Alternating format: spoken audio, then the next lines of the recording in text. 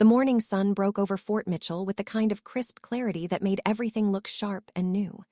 Captain Sarah Mitchell stepped out of her truck in the visitor parking lot, her worn duffel bag slung over one shoulder. She wore simple civilian clothes, jeans and a plain gray sweater, nothing that would draw attention. That was exactly how she wanted it.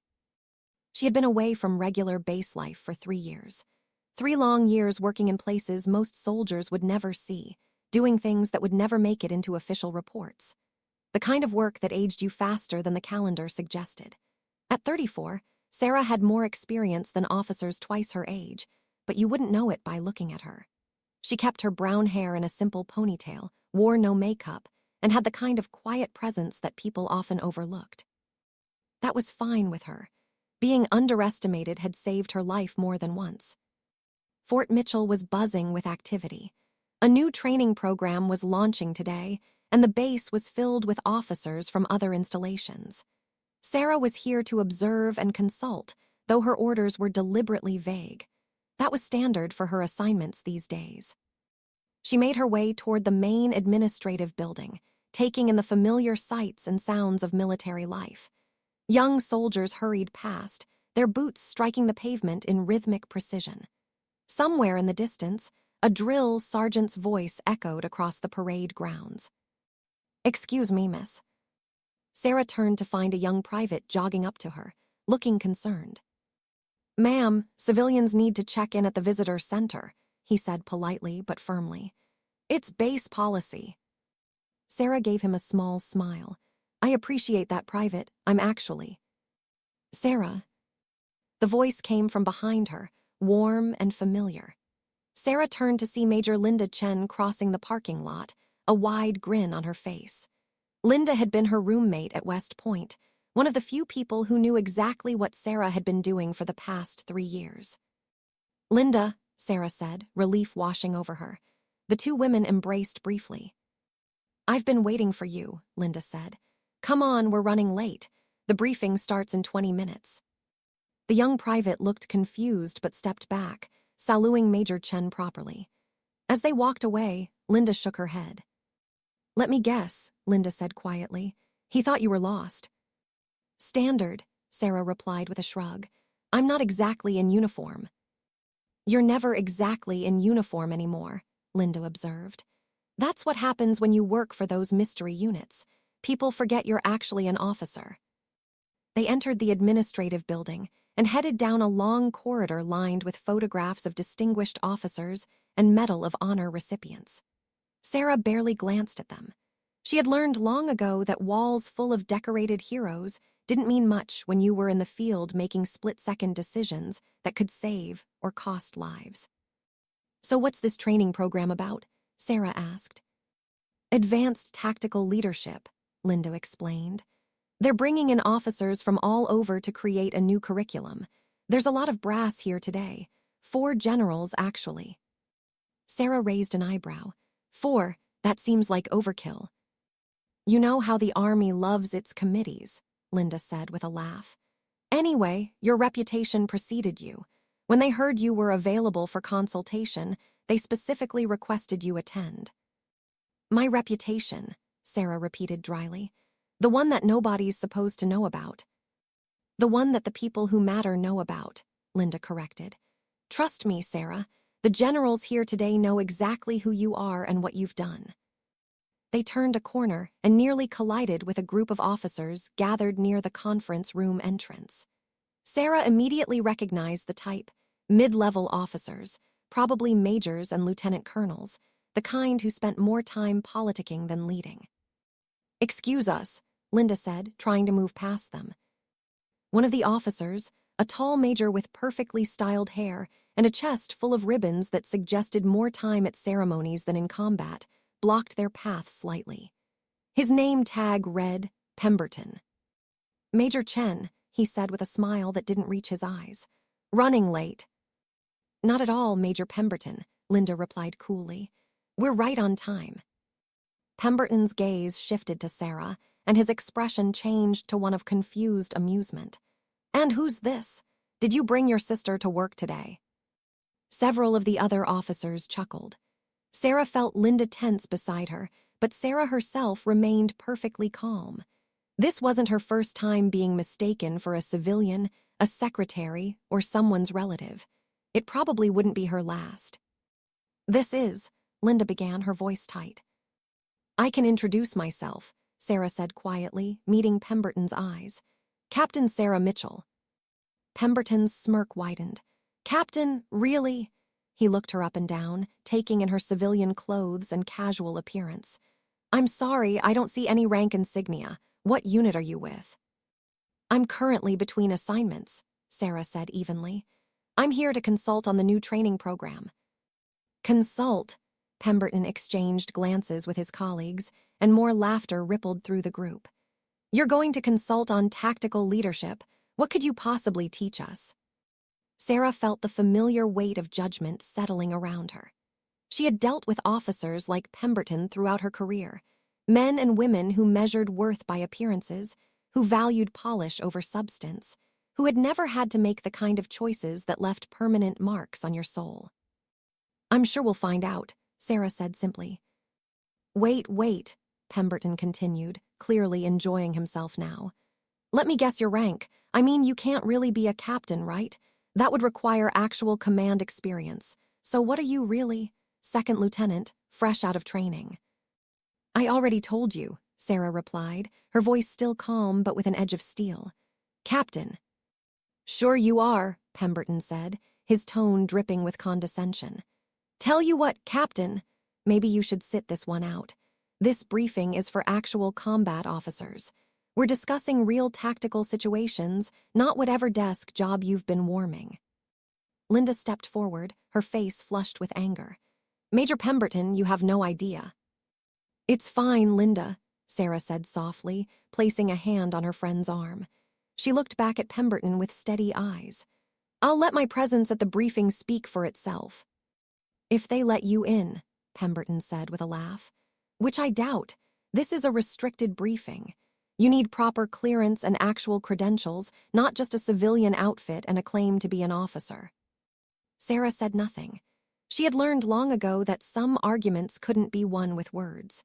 They required patience, time, and the inevitable moment when reality caught up with assumption. The conference room doors opened, and a stern-looking colonel stepped out. "The briefing begins in 5 minutes," he announced. "All attendees should be in their seats." Pemberton gave Sarah one last amused look. "Well, this is where we part ways, Captain. Unless you want to embarrass yourself by trying to get into a briefing you're not qualified for." He and his group filed into the conference room, still chuckling among themselves. Linda turned to Sarah, her expression a mixture of fury and sympathy. "I should have said something," Linda muttered. "I should have put him in his place." "You tried," Sarah said. "It wouldn't have mattered. He's not interested in the truth. He's interested in feeling superior." "This is exactly why I hate these interbase conferences," Linda said. "Too many officers more concerned with appearances than actual service." Sarah looked at the open conference room door. Inside, she could see officers taking their seats around a large rectangular table. At the head of the table sat 4 men in generals' uniforms, their combined stars representing decades of military leadership and experience. "Come on," Sarah said. "Let's go show them what a desk job officer can do." They entered the conference room together. Sarah felt the eyes of every officer turn toward her, felt the weight of their judgment and confusion. She was used to it. What most of them didn't understand was that the most effective soldiers were often the ones you never saw coming. At the head of the table, one of the generals, a silver-haired man with sharp eyes and 3 stars on his shoulders, looked up as they entered. His expression shifted immediately from neutral professionalism to something else. Recognition. And if Sarah wasn't mistaken, respect. "Major Chen," he said, his voice carrying easily through the room. "And Captain Mitchell, please take your seats. We've been waiting for you." The room fell silent. Sarah felt every eye in the room turn back to her, confusion replacing amusement. She caught a glimpse of Major Pemberton's face, his smirk frozen in place, uncertainty creeping into his expression. Sarah walked calmly to one of the empty chairs, set her duffel bag on the floor beside it, and sat down. Linda took the seat next to her, a small, satisfied smile on her face. The general at the head of the table was still looking at Sarah, and now the other 3 generals had turned their attention to her as well. The atmosphere in the room had shifted, becoming charged with an energy that Sarah recognized. It was the feeling that came before revelations, before the moment when assumptions collided with reality. For those of you who don't know, the 3-star general began, his voice formal now, let me introduce Captain Sarah Mitchell. She's here at my personal request. He paused, his gaze sweeping across the assembled officers. And before anyone makes any more incorrect assumptions, I suggest you pay very close attention to what she has to say. Captain Mitchell has more combat experience than most of you combined. Sarah kept her expression neutral, but inside, she felt a familiar satisfaction. Not from proving people wrong, she had stopped caring about that years ago, but from knowing that the work she had done, the sacrifices she had made, were being acknowledged by people who understood what they truly meant. Major Pemberton looked like he had swallowed something bitter. The other officers in his group were suddenly very interested in their notepads.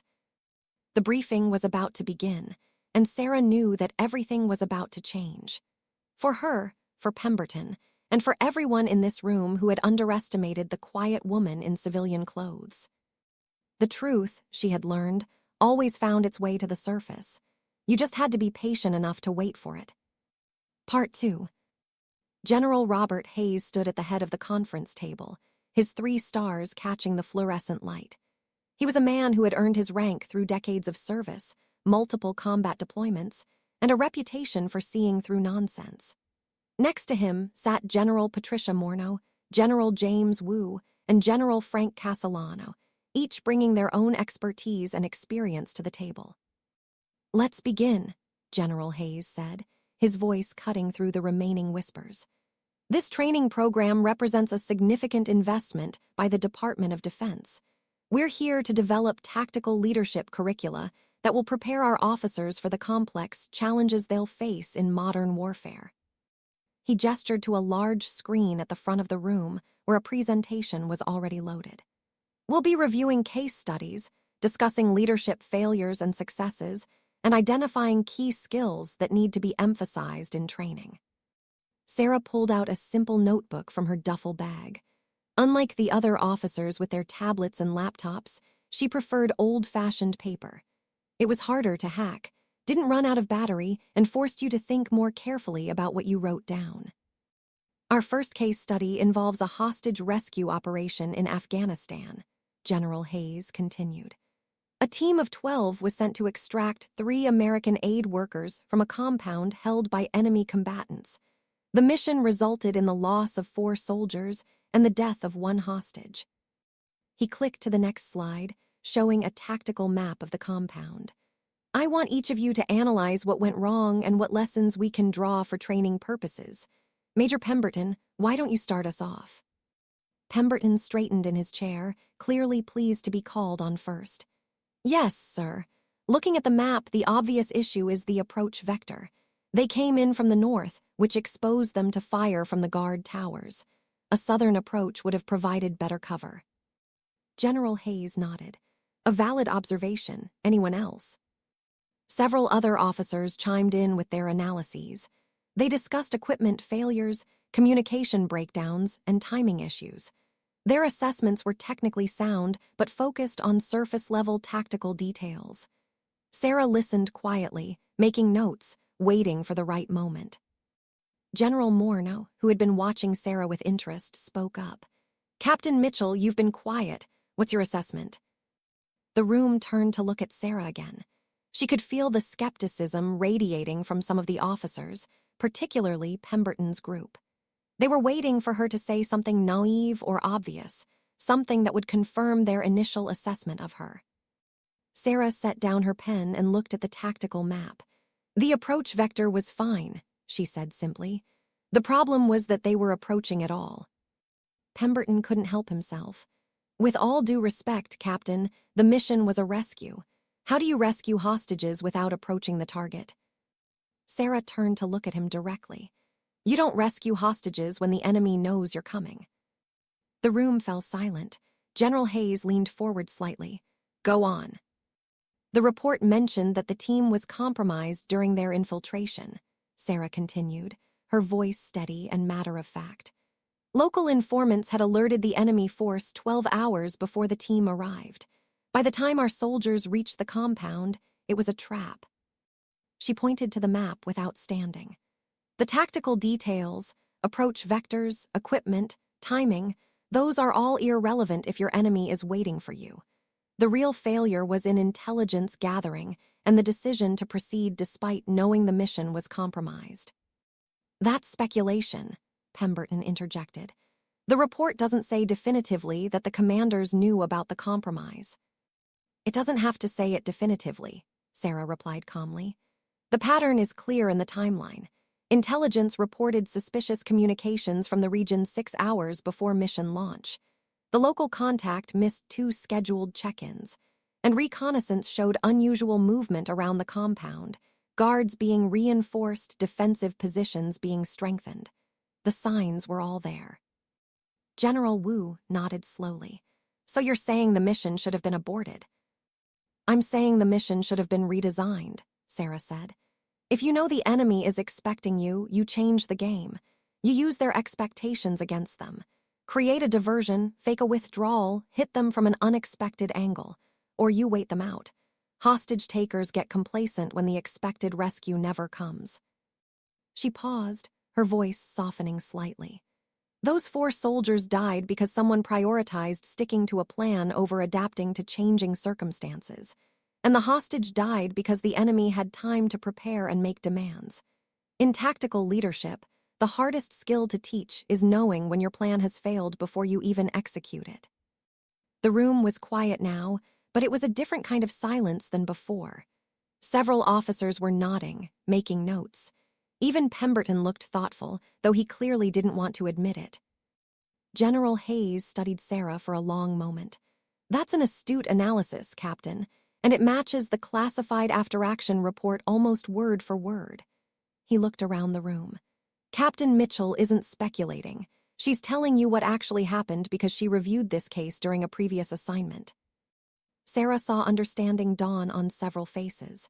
General Morneau smiled slightly. Actually, General, I think we should clarify something for everyone here. Captain Mitchell didn't just review this case. She was part of the investigation team that examined why the mission failed. That's correct, General Hayes confirmed. Captain Mitchell has spent the last 3 years working with a special operations unit that analyzes tactical failures and develops improved methodologies. She's seen more mission reports and combat scenarios than most officers will encounter in their entire careers. Sarah felt the atmosphere in the room shift again. The skepticism was giving way to curiosity, and in some cases, embarrassment. She caught Linda giving her a small, proud smile from across the table. But not everyone was convinced. A lieutenant colonel near Pemberton spoke up. With respect, generals, reading reports and analyzing missions from a desk is very different from actual combat leadership. Has Captain Mitchell ever led soldiers in the field? It was a fair question, Sarah had to admit, and one that got to the heart of why she preferred to keep a low profile. Her actual service record was classified at a level that most of these officers would never access. General Castellano, who had been silent until now, cleared his throat. I'll handle this one. He was the oldest of the 4 generals. With close-cropped white hair and a face that had seen every type of conflict the modern military could offer. Captain Mitchell's combat record is classified, so I can't give you details. What I can tell you is that she has led multiple missions in hostile territory. She has commanded units under fire, and she has made the kind of life-or-death decisions that most of you have only read about. He fixed the lieutenant colonel with a steady gaze. She's also been recommended for Valor awards that will never be publicly acknowledged because the missions themselves can't be publicly acknowledged. So when I tell you that Captain Mitchell is qualified to consult on tactical leadership, I'm not asking for your opinion. I'm stating a fact. The lieutenant colonel nodded quickly, properly chastened. Sarah appreciated the general's words, but part of her wished they weren't necessary. She had never sought recognition or public acknowledgement. The work was enough. The briefing continued for another 2 hours. They reviewed more case studies, discussed training methodologies, and debated the best approaches to teaching leadership under pressure. Sarah contributed when asked but mostly observed, taking mental notes about the officers in the room. She could identify them easily now, the ones who truly understood leadership and the ones who were just playing the part. The former listened more than they spoke, asked questions rather than making pronouncements, and showed genuine curiosity about ideas that challenged their assumptions. The latter, like Pemberton, were more concerned with appearing knowledgeable than actually learning anything. When General Hayes finally called for a break, officers stood and stretched, some heading for the coffee station at the back of the room. Sarah remained seated, reviewing her notes. Captain Mitchell. She looked up to find General Morno standing beside her chair. Up close, the general was shorter than Sarah had expected, but she carried herself with the kind of confidence that made height irrelevant.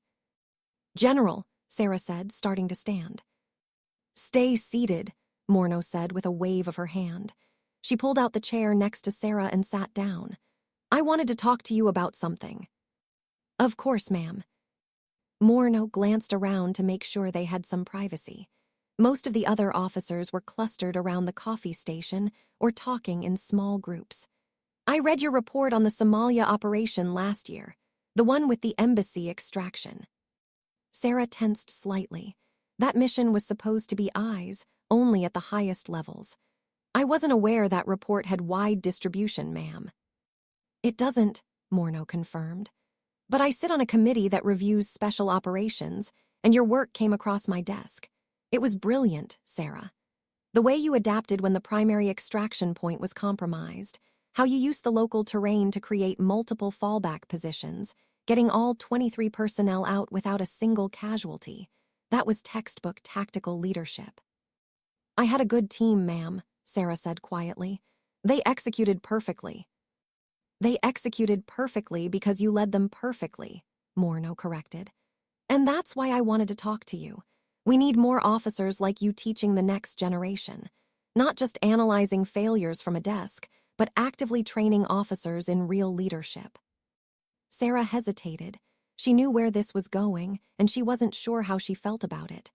"I'm not really a classroom person, General." "I'm not talking about classrooms," Morno said. "I'm talking about field training, practical application, putting officers in situations where they have to make real decisions with real consequences, obviously in controlled environments. You have a gift for seeing the truth of a situation, for cutting through the noise and identifying what actually matters. That's not something you can teach from a PowerPoint presentation."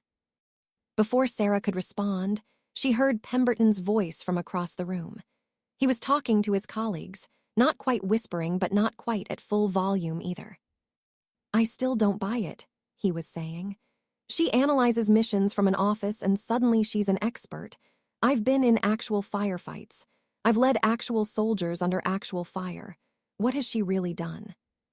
Linda, who was closer to Pemberton's group, turned sharply. "Major, you might want to reconsider that line of thinking." "Why?" Pemberton said, his voice louder now. "Because some generals say she's qualified. I judge officers by what I can see, and what I see is someone who can talk a good game but probably couldn't lead a squad through a training exercise, let alone a real mission." The room had gone quiet again. Sarah felt every eye turn toward her once more. This was the moment she had been dreading, the moment when her desire for privacy collided with the need to establish credibility. General Hayes stood up from where he had been talking with General Wu. His expression was stern. "Major Pemberton, you're out of line." "With respect, sir," Pemberton said, though his tone suggested little actual respect. "I think I'm saying what a lot of officers are thinking. We're supposed to trust the judgment of someone whose credentials we can't verify, whose combat experience is apparently so secret that we just have to take your word for it." "You're questioning my word." General Hayes's voice was dangerously quiet. Pemberton seemed to realize he had gone too far. "No, sir, I'm just saying that." "You're saying that you know better than 4 generals," General Morno interjected, standing up from beside Sarah. You're saying that your limited combat experience in relatively safe forward operating bases qualifies you to judge an officer who has operated in some of the most dangerous environments in the world. Sarah stood up slowly. She could feel the tension in the room reaching a breaking point, and she knew that someone needed to diffuse it before careers were permanently damaged, including possibly her own. "General Hayes, if I may," she said quietly. The general looked at her, and she saw something in his eyes, a question, maybe even a warning, but he nodded. "Go ahead, Captain." Sarah turned to face Pemberton. "Major, you're right about one thing. You can't verify my credentials through official channels. My service record is classified for operational security reasons. But you're wrong about something important. You're wrong about what makes a good leader." She took a step toward him, her voice still calm but carrying clearly through the silent room.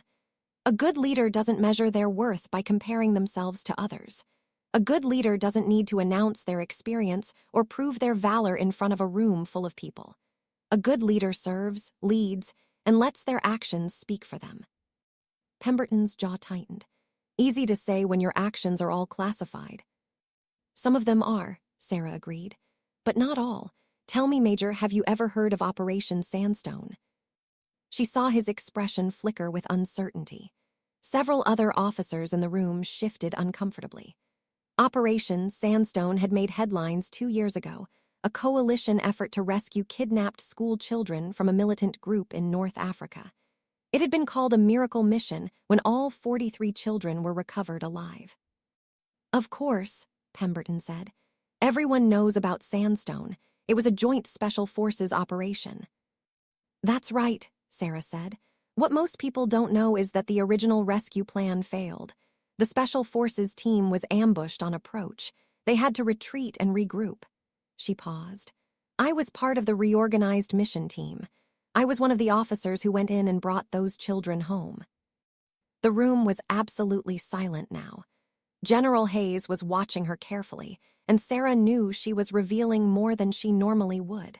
But sometimes, you had to give people a reason to trust you. "I'm not telling you this to brag," Sarah continued. "I'm telling you because those 43 children are alive today because the officers on that mission worked together, trusted each other, and put the mission before their egos. That's what leadership is, Major Pemberton. It's not about proving you're the toughest or the smartest. It's about getting the job done and bringing your people home." Pemberton said nothing. He looked like he wanted to respond but couldn't find the words. General Castellano stood up, his voice carrying the weight of final authority. "Captain Mitchell is being modest. She didn't just participate in the reorganized Sandstone mission. She planned it. When the original operation failed, she spent 18 hours redesigning the approach, identifying weaknesses in the enemy position, and coordinating with local assets to create a diversion that allowed the rescue team to infiltrate successfully. The mission commanders credited her planning with saving the operation." He looked around the room at each officer in turn. "Now, does anyone else want to question Captain Mitchell's qualifications? Because I'm happy to keep going through her record, at least the parts that aren't classified." No one spoke. The message was clear. Sarah Mitchell was not someone to be underestimated, not someone whose experience could be dismissed, and definitely not someone who needed to prove herself to officers who didn't understand what real leadership looked like. Sarah sat back down, her heart beating faster than she wanted to admit. She had spent 3 years avoiding exactly this kind of attention, and now here she was, center stage in front of dozens of officers. But looking around the room, she saw something in their faces that made it worthwhile. Respect. Not the kind you demanded, but the kind you earned. The kind that came from showing rather than telling, from letting your work speak louder than your words. General Hayes cleared his throat. "I think that's enough for this morning. We'll reconvene after lunch to continue our discussions. Captain Mitchell, if you could stay behind for a moment." As the other officers filed out, several of them nodded to Sarah or gave her small, respectful smiles. Linda squeezed her shoulder as she passed. Major Pemberton left without looking at anyone, his face flushed with embarrassment.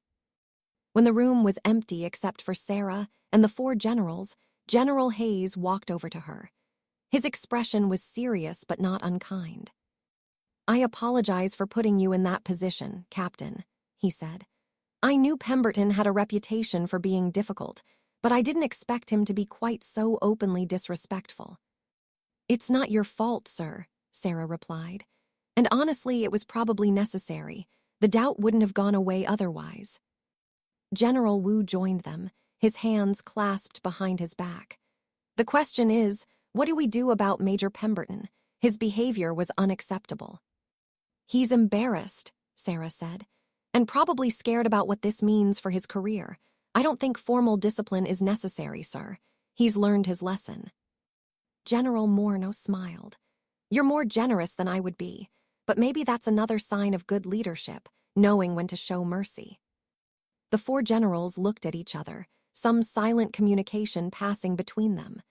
Finally, General Hayes turned back to Sarah. "Captain, we asked you here to consult on the training program, but after what we've seen this morning, I think we need to discuss something more significant." He paused. "How would you feel about leading it?" Sarah blinked. "Leading the program, sir." "That's right. Not just consulting, but taking charge of developing and implementing the new tactical leadership curriculum. You would have full authority to design the training, select the instructors, and determine how we prepare our officers for the challenges they'll face."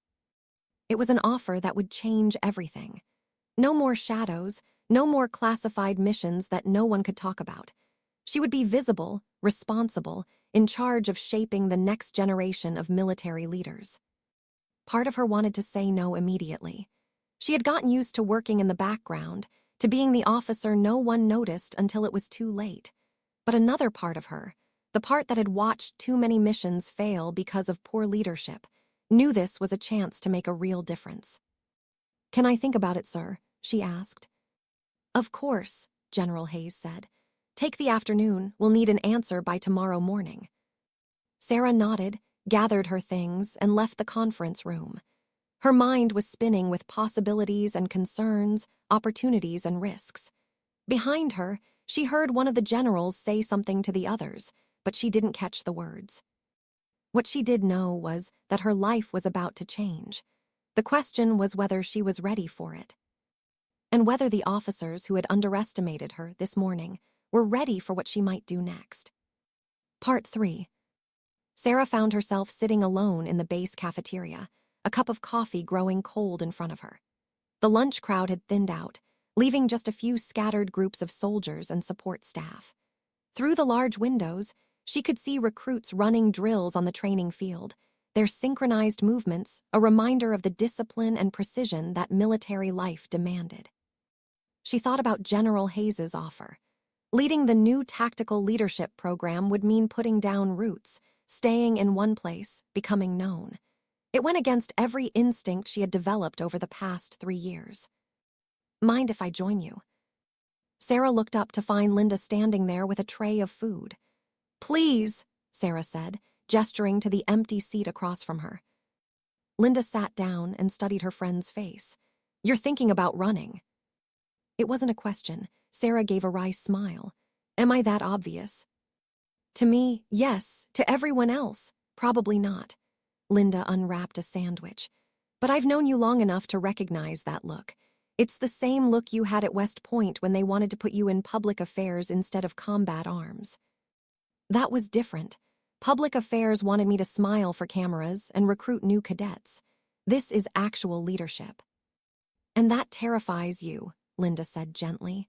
"Not the leadership part, you're better at that than most people I know, but the visibility part, the being in one place part, the having everyone know your name part." Sarah took a sip of her cold coffee and made a face. "I've gotten used to being invisible. It's safer, simpler." "It's lonely," Linda countered. "Sarah, I've watched you disappear deeper and deeper into classified missions for 3 years.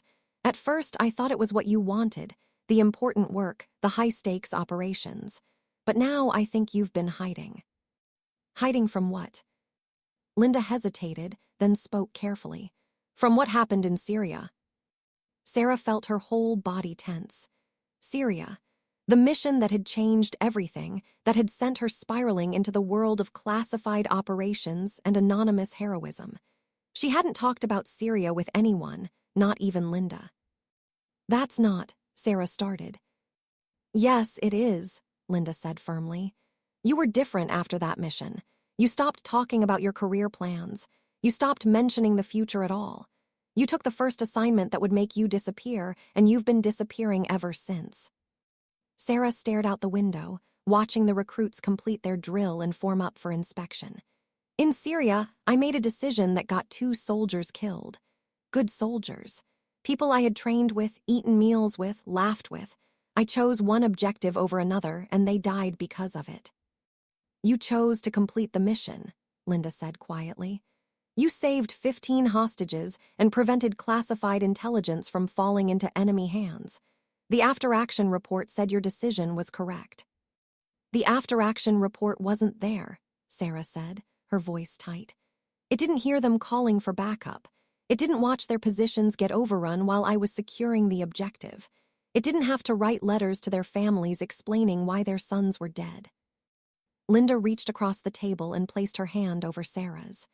"You're a soldier, Sarah. Sometimes soldiers die.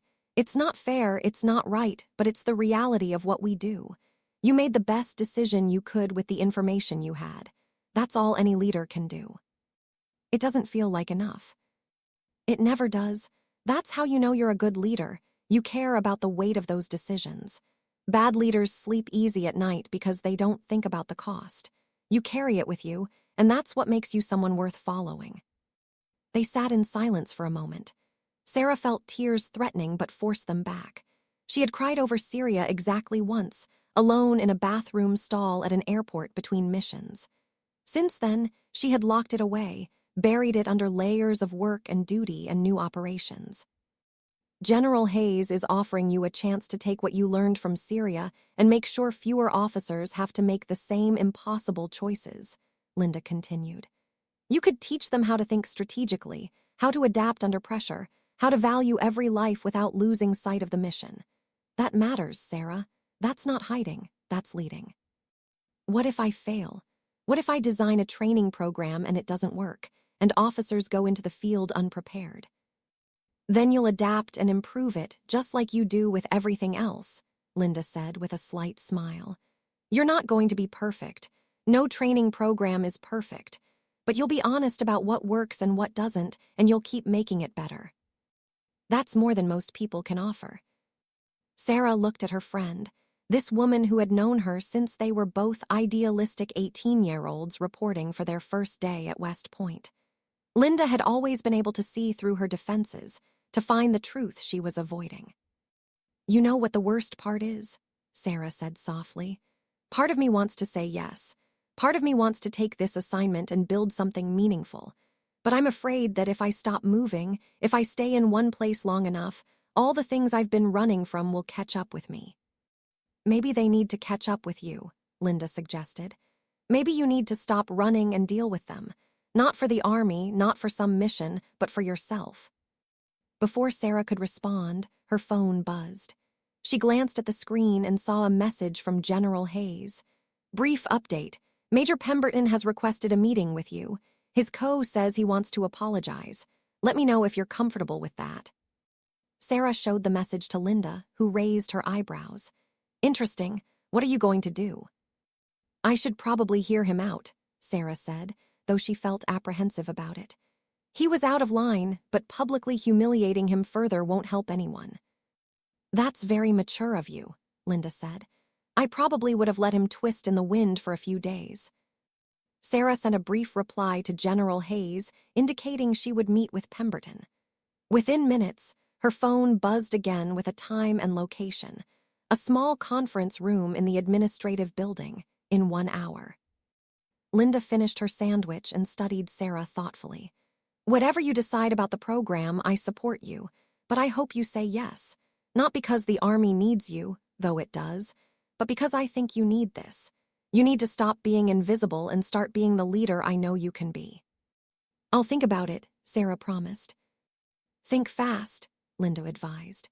"General Hayes needs an answer tomorrow morning, and knowing you, You'll be up all night analyzing every possible outcome instead of trusting your gut." Sarah laughed despite herself. "You do know me too well." They parted ways outside the cafeteria, Linda heading back to her office and Sarah walking slowly toward the administrative building. She still had 45 minutes before the meeting with Pemberton, so she took a detour through the base, wanting to clear her head. She found herself at the memorial wall, a long granite structure inscribed with the names of soldiers from Fort Mitchell who had died in service to their country. Sarah ran her fingers over some of the names, feeling the carved letters under her touch. Each name represented a life, a story, a family forever changed. She found the names of the 2 soldiers who had died in Syria.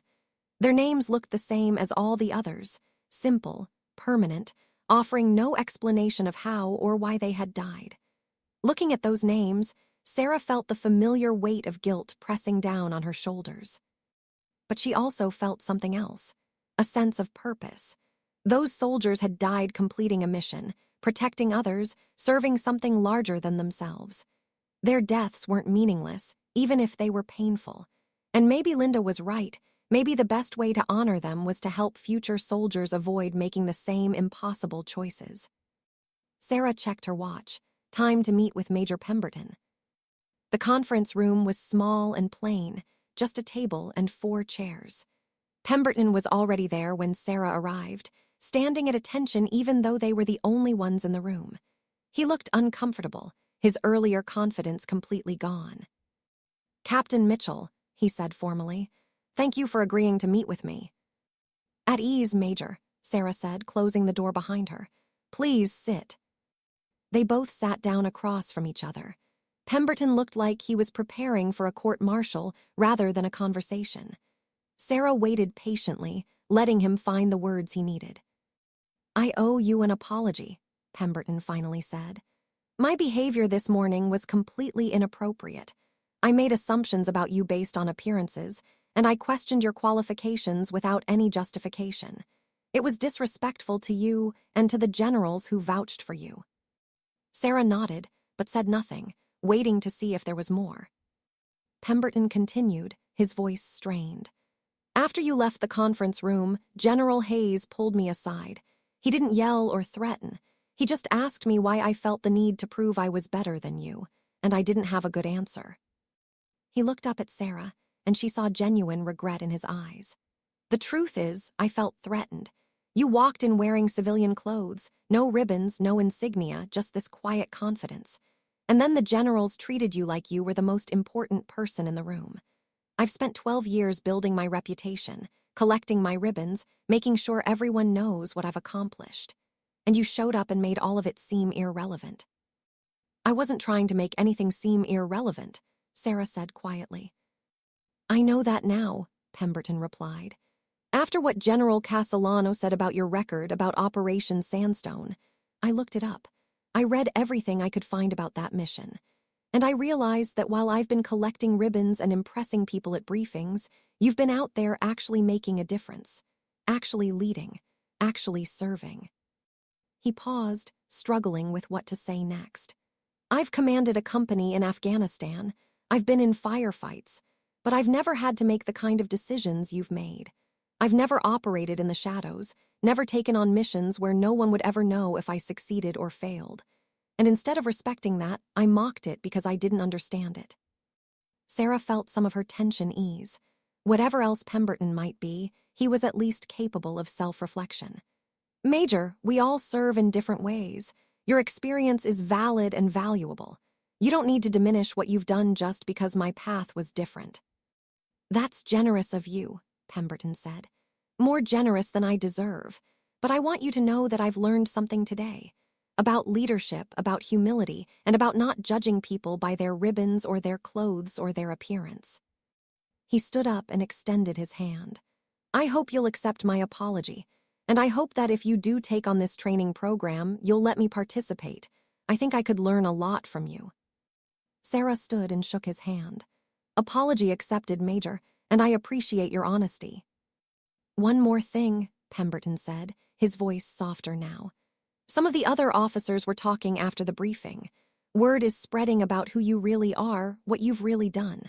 By tomorrow, everyone on this base will know that they underestimated you. That's got to feel pretty good. Sarah smiled slightly. Honestly, Major, it doesn't matter to me what everyone knows or thinks.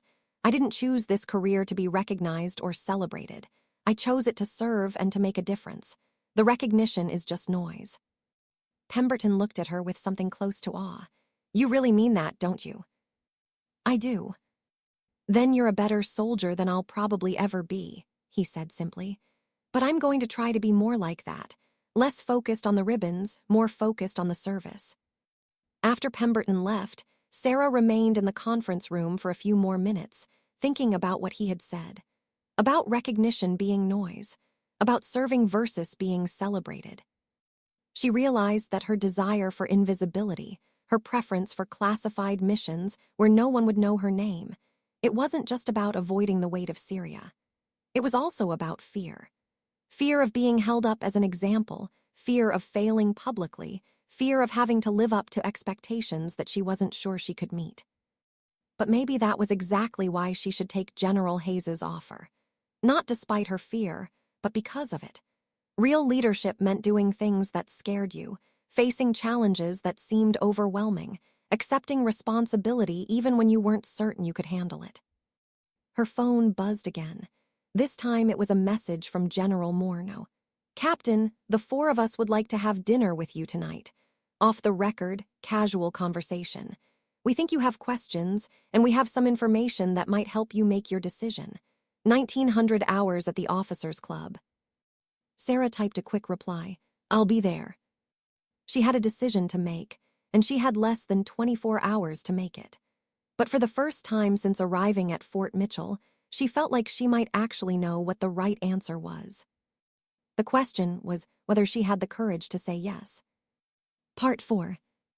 The Officers' Club was quieter than Sarah expected for a Friday evening. A few small groups occupied tables near the bar, speaking in low voices over their drinks. The 4 generals had secured a private dining room in the back, away from curious ears and watchful eyes. Sarah arrived at precisely 7 o'clock, still wearing the same civilian clothes from earlier. She had considered changing into a uniform but decided against it. If they wanted to have an off-the-record conversation, she would present herself as she truly was, not just a rank, not just a uniform, but a complete person. General Hayes met her at the door to the private room. Captain Mitchell, thank you for joining us. Please come in. The room was comfortably appointed with a round table that eliminated any sense of hierarchy. The 4 generals had already ordered drinks, nothing alcoholic, Sarah noticed. This was a professional conversation, even if the setting was casual. Captain, General Morneau said warmly, gesturing to an empty chair. I hope you don't mind, but we took the liberty of ordering dinner. The salmon here is excellent. That sounds perfect, ma'am, Sarah replied, taking her seat. For a few minutes, they engaged in small talk, the weather, recent changes at the base, mutual acquaintances. Sarah recognized it for what it was, a warm-up, a way to ease into the more difficult conversation they were really here to have. Finally, over salads, General Wu set down his fork and looked directly at Sarah.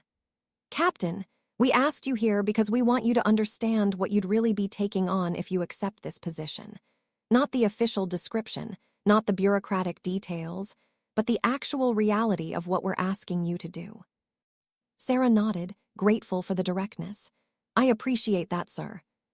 The tactical leadership program isn't just about teaching officers how to read maps or plan operations, General Castellano explained. Those skills are important, but they're not the real challenge. The real challenge is changing a culture. What do you mean? Sarah asked. General Hayes leaned forward. The Army has a problem, Captain. We've gotten very good at producing officers who can follow protocols, execute established procedures, and check boxes on evaluation forms. What we're not good at producing anymore are officers who can think independently, adapt to chaos, and make difficult decisions without clear guidance. Officers like you, General Morneau added. Officers who can see a situation clearly, cut through the noise, and do what needs to be done even when it's not in the rulebook. Sarah felt a twist of irony. With respect, generals, the reason I can do those things is because I've spent years operating outside the normal chain of command. In special operations, in classified missions, you learn to improvise because you don't have the luxury of calling for guidance. But that's not a model that scales well to the entire army. No, it's not, General Wu agreed. And we're not asking you to turn every officer into a special operations soldier. What we're asking is for you to teach them how to think like one, how to assess situations dynamically, how to trust their judgment, how to lead when the plan falls apart. That's a tall order, Sarah said quietly. It is, General Hayes confirmed. And it's going to be opposed by a lot of people in the Army. There are officers who believe that strict adherence to doctrine is the key to success. They'll see what you're trying to do as dangerous, undisciplined, maybe even insubordinate. Sarah thought about Major Pemberton and officers like him, good soldiers who had been trained to value protocol over adaptation. So you want me to fight against the entire military culture? Not fight against it, General Morneau clarified. Evolve it. The officers who oppose what you're doing aren't bad people. They're products of a system that values consistency and predictability. But warfare isn't consistent or predictable anymore. Our enemies adapt, technology changes, and the battlefield evolves faster than our doctrine can keep up. We need officers who can evolve with it. General Castellano pulled out a folder and slid it across the table to Sarah. These are preliminary reports from the last 5 years of combat operations. Mission success rates, casualty analyses, after-action assessments. What you'll find in there is a pattern. Missions succeed or fail based almost entirely on the quality of leadership at the point of execution. Not strategy, not equipment, not even training. Leadership. Sarah opened the folder and scanned the first few pages. The data was stark. Missions led by adaptable commanders had success rates nearly 40% higher than missions led by by-the-book commanders. Casualties were lower. Equipment losses were reduced. The correlation was undeniable. This program isn't about creating a new curriculum, General Hayes said. It's about identifying and developing the kind of leaders who can handle the complexity of modern warfare. Officers who can think, adapt, and lead under conditions where there are no perfect answers. Sarah closed the folder and looked at the 4 generals. Why me? There are other officers with strong records, officers who might be better suited to navigating the political challenges of changing Army culture. Because you don't care about the politics, General Morneau said simply. You care about the mission and the people. That's what makes you perfect for this. You won't get distracted by careerism or compromise your vision because someone in the Pentagon doesn't like it. Also, General Wu added with a slight smile, because you've already been tested in ways most officers never will be. You've led missions that had no backup plan, no second chances, and no room for error. You've made decisions knowing that lives hung in the balance. That experience is invaluable. Sarah felt the weight of their expectations settling on her shoulders. It was both inspiring and terrifying. What if I fail? What if I can't change the culture, can't develop the program, can't deliver what you're asking for? Then we'll fail together, General Hayes said. But I don't think that's going to happen. I've been in the Army for 34 years, Captain. I've seen hundreds of officers come and go. Very few of them have what you have, that combination of tactical brilliance, moral courage, and genuine humility. You don't think you're special, and that's exactly what makes you special. The food arrived, and they ate in comfortable silence for a few minutes. Sarah found herself thinking about Syria again, about the weight of command decisions, about the soldiers who had died because of choices she had made. But she also thought about the soldiers who had lived because of those same choices. Tell me about Syria, General Morneau said quietly, as if reading her thoughts. Sarah looked up startled. Ma'am. The mission that's been haunting you for 3 years. Tell us about it. Sarah set down her fork, her appetite suddenly gone. It's classified. Not from us, General Castellano said. We've all read the reports. We know what happened operationally, but we don't know what it meant to you personally. Sarah hesitated. She had never talked about Syria, not really. But looking at these 4 generals, decorated leaders who had made their own impossible choices, who had carried their own burdens of command, she felt like maybe they would understand. I had 2 objectives, she began slowly. Secure a compound where intelligence indicated we would find classified documents and rescue hostages being held in a separate location about 3 kilometers away. The plan was to hit the compound first, secure the documents, then move to the hostage location. She paused, gathering her thoughts. But when we reached the compound, we encountered heavier resistance than expected. The fight lasted longer than planned, and while we were engaged, I got word that the hostage location was being evacuated. The enemy was moving the hostages, probably because they'd heard the firefight at the compound. You had to make a choice, General Hayes said softly. Yes, sir. I could break off from the compound, abandon the document recovery, and try to intercept the hostage convoy. Or I could finish securing the compound and risk losing the hostages. I chose the compound. Because the intelligence was critical to ongoing operations, General Wu said. It wasn't a question. That's what I told myself, Sarah replied. The documents contained information about enemy networks, supply lines, planned attacks. If that intelligence fell into the wrong hands or was destroyed, American lives would be at risk. So I made the call. We secured the compound. But 2 of your soldiers died in the process, General Morneau said gently. Sarah nodded, her throat tight. They were providing covering fire while we extracted the documents. They held their position even when they were being overrun. By the time we could reinforce them, it was too late. And the hostages, General Castellano asked. We intercepted the convoy 40 minutes later. All 15 hostages were recovered alive. The documents we secured led to the disruption of 3 major enemy operations and saved an estimated 50 coalition lives over the following 6 months. The generals were quiet for a moment. Finally, General Hayes spoke. Captain, you made the right decision. A terrible decision, an impossible decision, but the right one. Those 2 soldiers died serving a larger mission that saved dozens of other lives. That doesn't make it hurt less, but it does make it right. Does it? Sarah asked, her voice barely above a whisper. Because every day I wonder if I could have done it differently. If I could have split my force, if I could have moved faster, if I could have somehow accomplished both objectives without losing anyone. Of course you wonder, General Morneau said. Every good leader wonders. Every good leader carries the weight of every decision they make. But second-guessing yourself doesn't honor those soldiers. Teaching other officers how to make sound decisions under pressure, that honors them. Sarah felt tears threatening again, but this time she didn't fight them quite as hard. I'm afraid of making more decisions like that. Decisions where people die because of choices I make. You will make more decisions like that, General Wu said bluntly. If you take this position, if you train officers to go into combat, some of them will die. That's the brutal reality of military service. But more of them will live because you taught them well. More of them will make good decisions because you showed them how. That's the trade-off, Captain. You carry the weight of responsibility so that others have a better chance of survival. General Castellano leaned forward, his weathered face serious.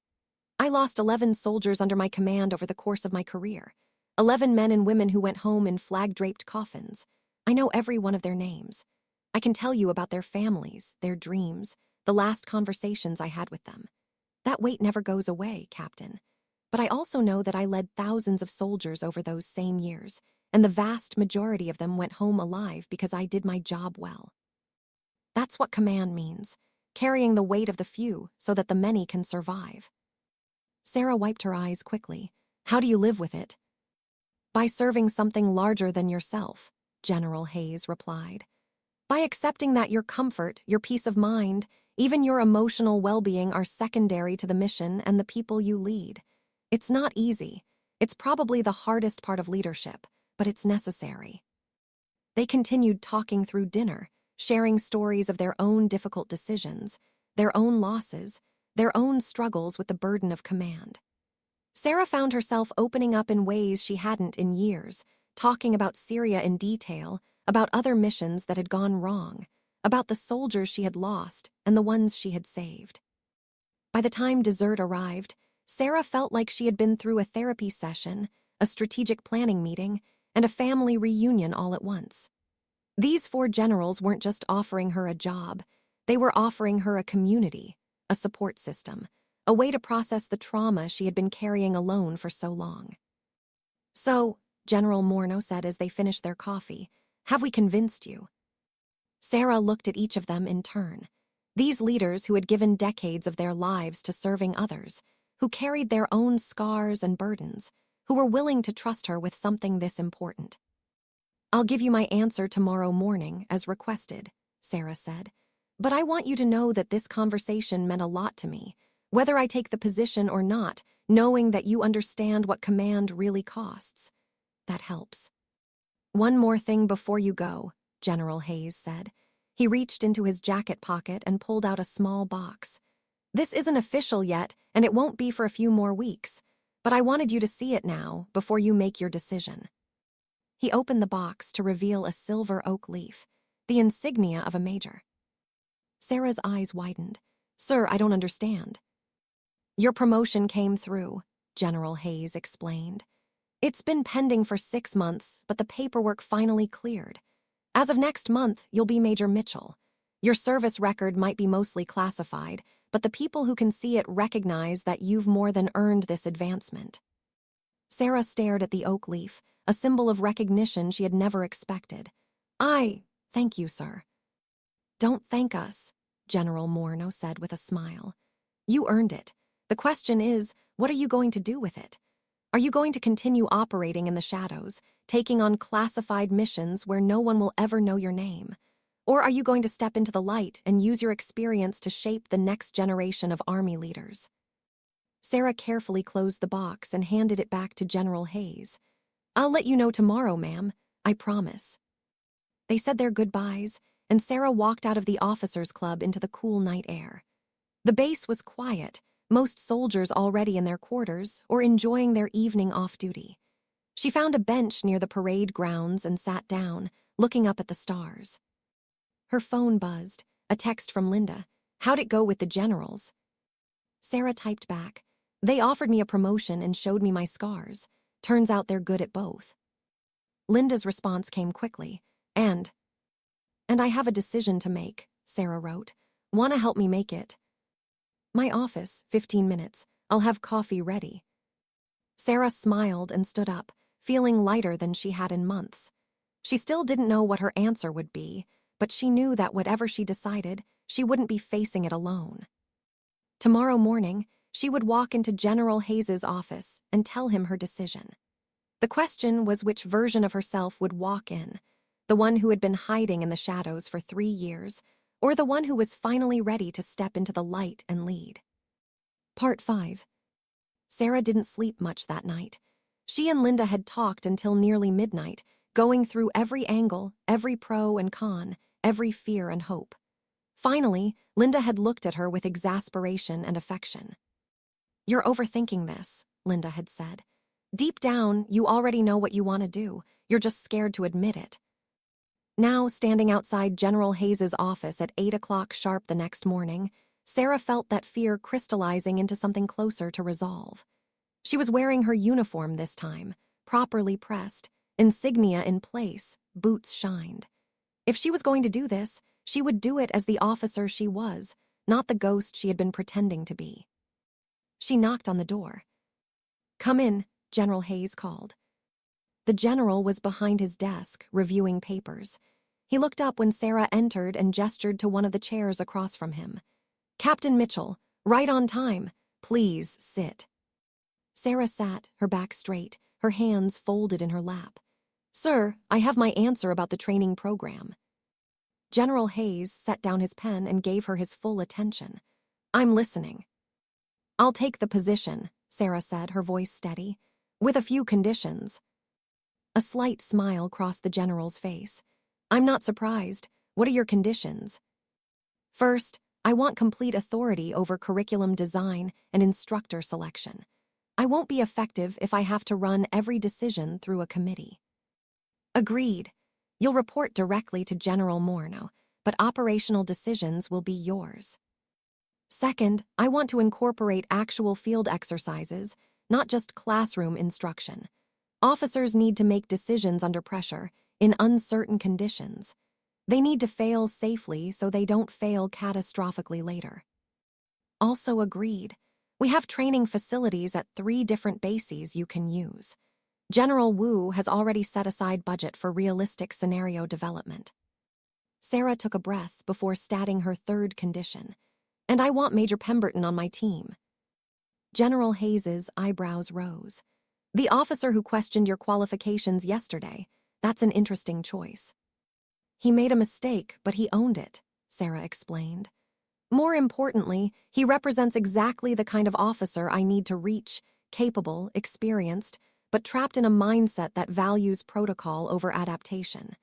If I can teach him to think differently, he can help me reach others like him. The general considered this for a moment, then nodded. All right, I'll speak with his commanding officer. Anything else? One more thing, Sarah said. I don't want this position to be permanent. Give me 3 years to develop the program, train the first group of instructors, and establish the methodology. After that, I want to return to operational assignments. Why? General Hayes asked, genuine curiosity in his voice. Because I'm not a career bureaucrat or a permanent fixture, Sarah replied. I can build this program, but someone else should run it long-term. Someone who wants to stay in one place, who enjoys institutional politics, who can navigate the Pentagon better than I ever will. I'll lay the foundation, but the Army needs to own it after that. General Hayes studied her for a long moment. You're a rare officer, Captain. Most people would jump at the chance for a high-profile, career-making assignment like this. You're already planning your exit. I'm planning for success, sir.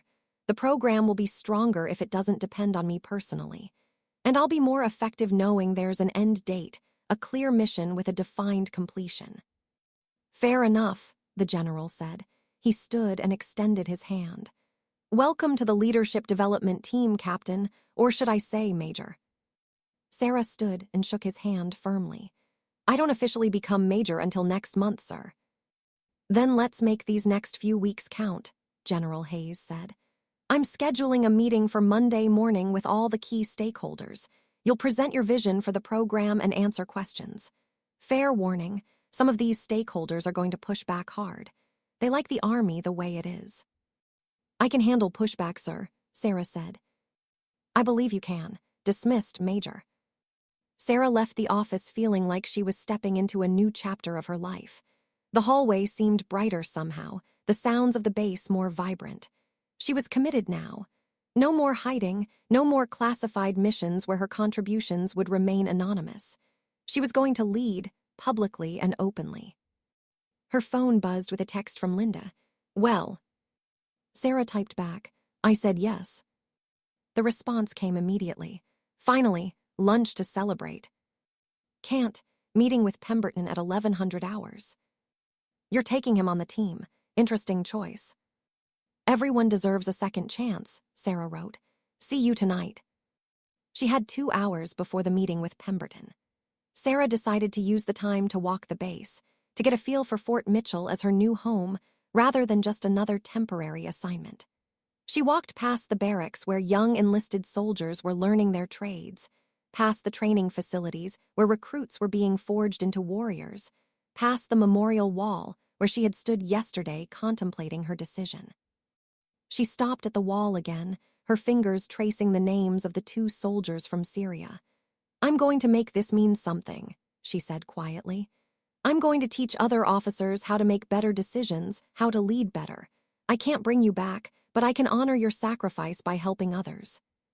The memorial didn't answer, but Sarah felt a sense of peace settle over her anyway. She had been carrying Syria like a burden, but maybe it was time to carry it like a lesson instead. Not forgetting the loss, but using it to make future losses less likely. At 11 o'clock, Sarah entered the same small conference room where she had met with Pemberton yesterday. He was already there, standing at attention, but this time his expression showed anticipation rather than dread.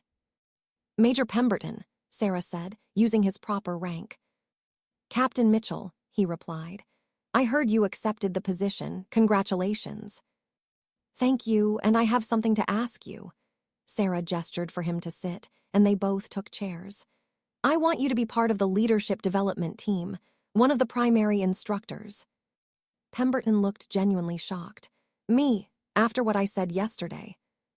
"Because of what you said yesterday," Sarah corrected. "And more importantly, because of what you said after.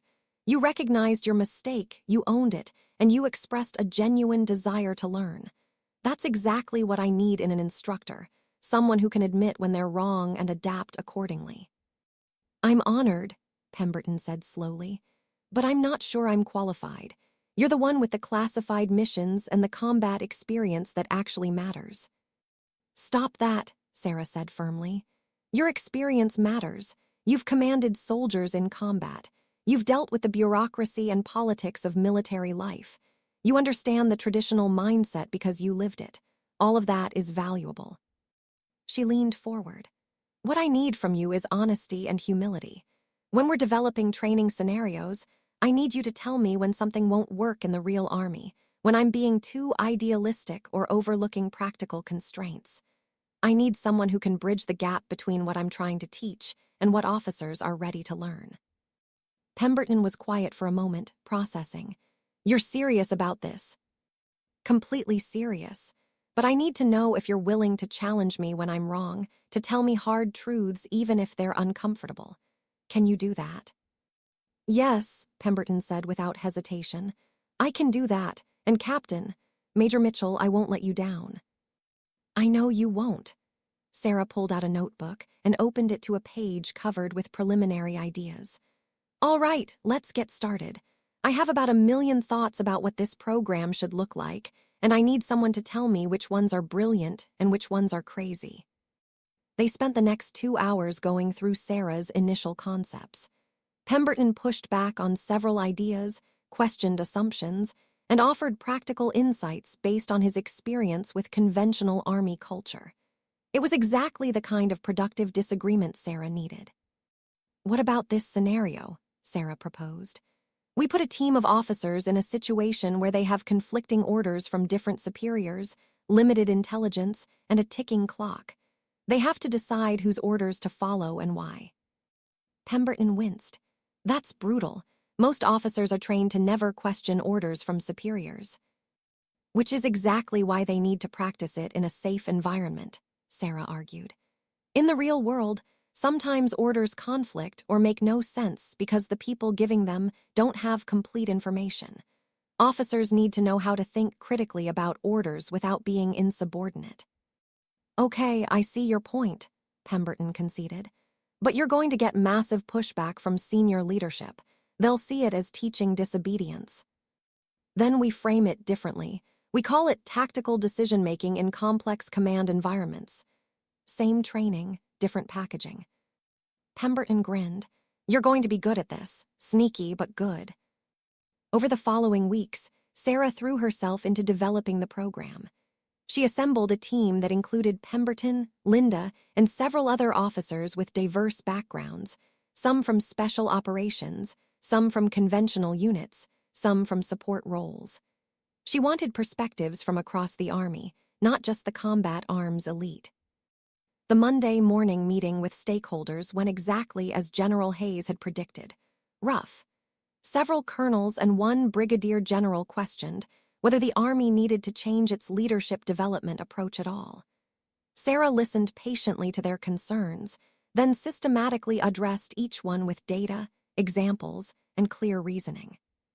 "The world is changing faster than our doctrine can adapt," she told them.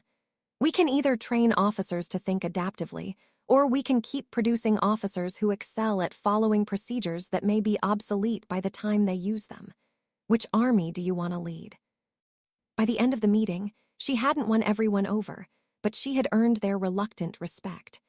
General Morneau gave her a subtle nod of approval as the stakeholders filed out.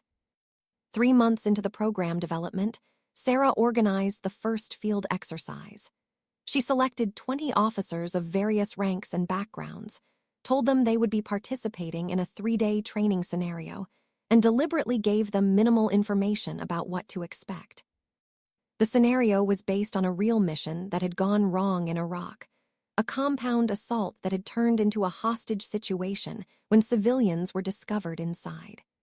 Sarah watched as the officers struggled with conflicting priorities, incomplete intelligence, and ethical dilemmas that had no clear right answers. Some officers froze, unable to make decisions without explicit guidance. Others made bold choices that would have gotten people killed in the real world. A few, including, to Sarah's satisfaction, Major Pemberton, adapted effectively. Using the resources, they had to achieve the best possible outcome under impossible circumstances. After each day's exercise, Sarah conducted debriefs where officers could discuss their decisions, challenge each other's thinking, and learn from their mistakes. The conversations were sometimes heated, occasionally emotional, but always productive.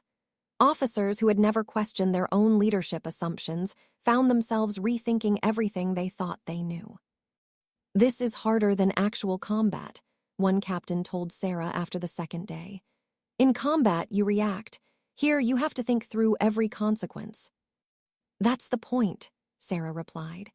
"We're building your thinking muscles so that when you're in actual combat, the right decisions come faster." By the end of the 3 days, all 20 officers had failed at some point in the scenarios. Some had failed catastrophically. But they had all learned something valuable about themselves, about leadership, and about the complexity of modern warfare. "How do you feel about the results?" General Morneau asked Sarah during a private debrief. "Encouraged," Sarah said honestly. "They all struggled, but they all grew. The ones who were confident going in learned humility. The ones who were uncertain learned to trust their judgment. That's exactly what we need." "The feedback has been interesting," General Morneau said. "Some officers loved it, some hated it, but every single one of them said they learned more in 3 days than they had in months of conventional training." Sarah smiled. "Then we're on the right track." The program continued to evolve over the following year. Sarah refined scenarios based on feedback, added new challenges based on emerging threats, and constantly adjusted the difficulty to keep officers engaged without overwhelming them. She also started a mentorship component, pairing experienced combat officers with younger leaders to share lessons learned and provide guidance. Major Pemberton proved to be invaluable. He had a gift for explaining Sarah's more unconventional ideas in language that traditional officers could understand. He also wasn't afraid to tell her when she was pushing too hard or expecting too much. "You need to remember that not every officer is going to be special operations material," he told her after one particularly challenging scenario. "Some of these people are great at what they do, but they're never going to think like you do. And that's okay. We need conventional officers too." "You're right," Sarah admitted. "I'm designing for the extreme cases when I should be teaching principles that work across the spectrum." "Exactly. Teach them to think, but don't make them feel like they have to be heroes." 18 months into the program, General Hayes called Sarah into his office. "I have news," he said. "The Joint Chiefs have been reviewing your work. They're impressed. They want to expand the program army-wide." Sarah felt a surge of pride followed immediately by concern. "That's wonderful, sir, but we're not ready for that scale yet. We're still refining the methodology." "I know. That's why they're giving you another year before the full rollout.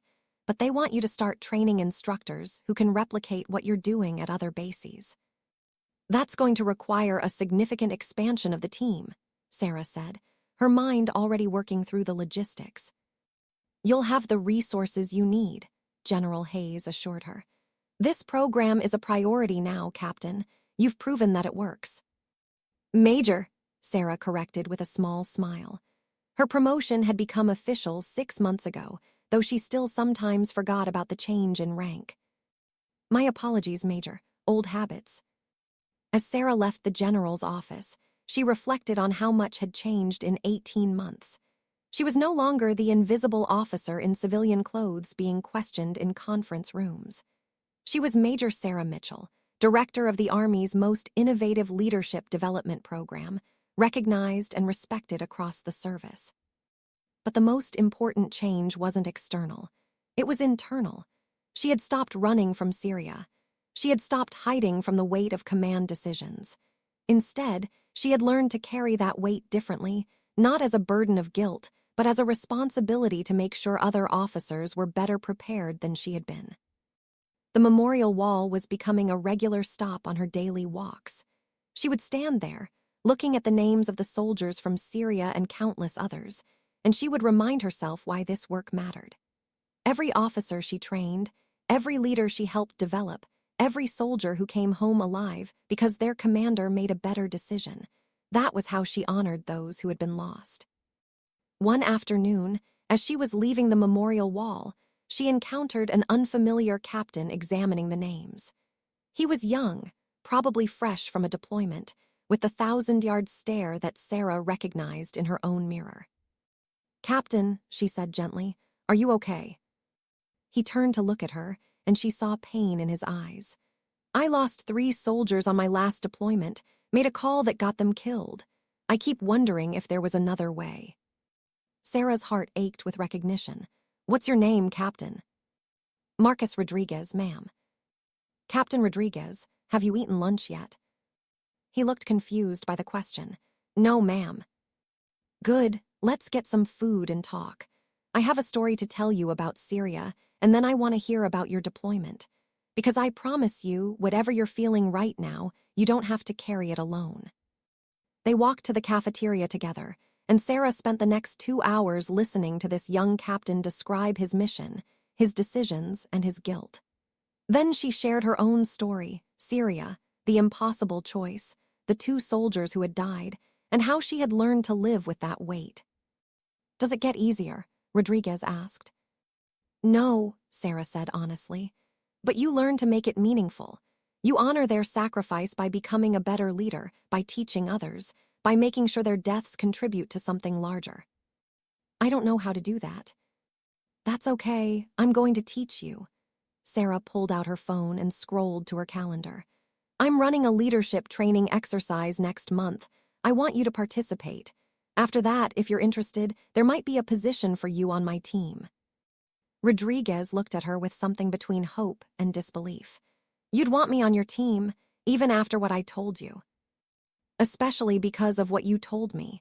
The officers who carry that weight, who care about their decisions, who question themselves, those are the ones who become the best leaders, because they never take it for granted."